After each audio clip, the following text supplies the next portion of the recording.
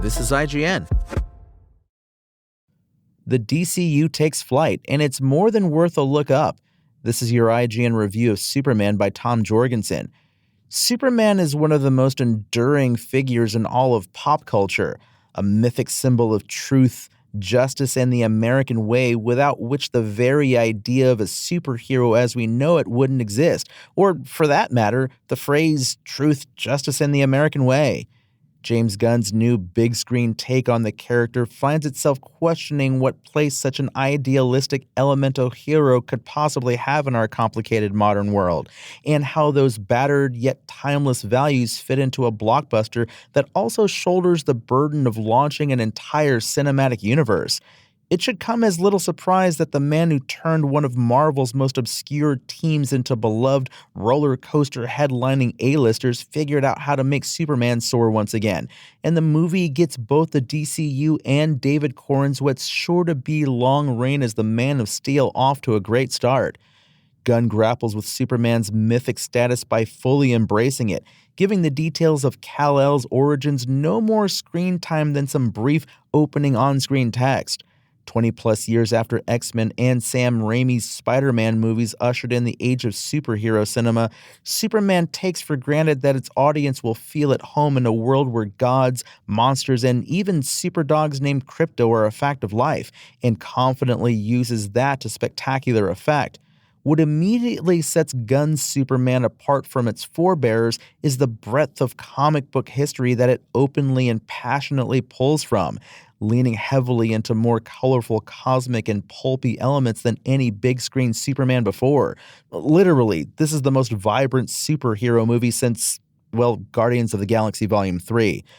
Gunn comes ready to solve the problem of world building by dropping us directly into a world that's already built. Our earliest moments with Superman are spent in the aftermath of a battle he's already fought. Lex Luthor has already been studying the Kryptonian strengths and weaknesses from afar for years, and Clark Kent's relationship with his hard-nosed partner in journalism, Lois Lane, played by Rachel Brosnahan, is several months old. Even the nuances of privatized superheroism are quickly established in the middle of a kaiju fight, as Supes and the corporate capes at the Justice Gang bicker over best practices.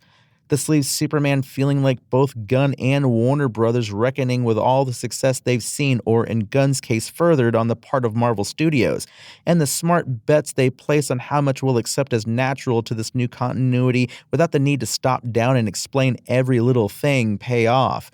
It's an optimistic calculation, and it fits in well because optimism is the name of the game in Superman.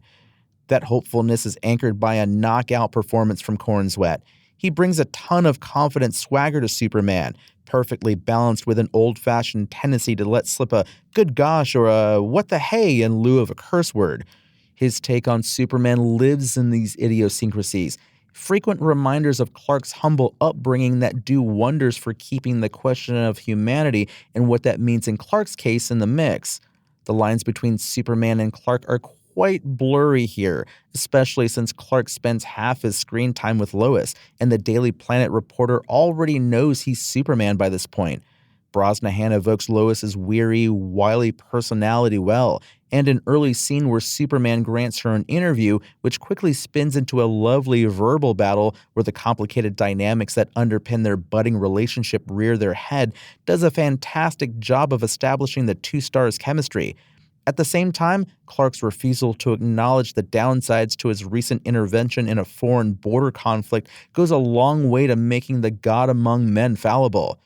Superman's arch-nemesis Lex Luthor has his thumb firmly on the scale of the Baravia conflict, and Nicholas Holt's take on the billionaire supervillain straddles a fine line. The character reads as simultaneously impressive and pathetic. Increasingly befuddled as to why his inventions and discoveries aren't enough for the world, Lex is nakedly jealous of Superman and seems about 3 seconds from going haywire over it at any given moment. Holt has a ton of fun playing with that unpredictability, and Gunn uses the actor's excellent comedic timing to great effect by having Lex punctuate his tantrums with petty final jabs or tossed-off comments which are funny only to himself and, again, us. As for how that action is covered, Gunn reinforces the human element amid all the mid-air brawls and collapsing skyscrapers. Lots of it is tied closely to the characters' perspectives and physical space, which gives some of the big fights a more immersive feel than other recent comic book movies. Something also helped subtly by some great lighting choices that blend visual effects and the practical photography together convincingly. The camera races alongside Superman and carries the momentum of his big punches through buildings and concrete as he tussles with the bad guys. John Murphy and David Fleming's guitar-heavy score gives these scenes an impressive sense of gravity, and that extends to the emotional moments too. Although Murphy and Fleming quote John Williams' original Superman theme liberally, Gunn is more judicious with his crate-digging, mixtape-making sensibility this time out. That makes their driving and inspiring compositions all the more important. Keeping the focus on what the stirring music is revealing about the characters and what the dialogue isn't feels like the right move for a movie where sometimes words fail and the heartstrings sound out the loudest. Superman is a wonderfully entertaining, heartfelt cinematic reset for the Man of Steel, and a great new start for the DC universe on the big screen. David Cornsweet is a natural, benevolent Superman. Nicholas Holt's egomaniacal Lex Luthor gives him the perfect foil, and by minute 2, you'll be willing to burn 1,000 Kryptons if it means saving Supes' chaotic good boy companion Krypto the Superdog. Director and DCU maestro James Gunn throws a lot at us here, and trusts that decades of practice watching superhero movies will carry us through any storytelling corners he's cutting in favor of keeping the pace brisk and the fun abundant. It's a dense and at times overwhelming adventure, but it feels like the right one for the moment. Superman's IGN score?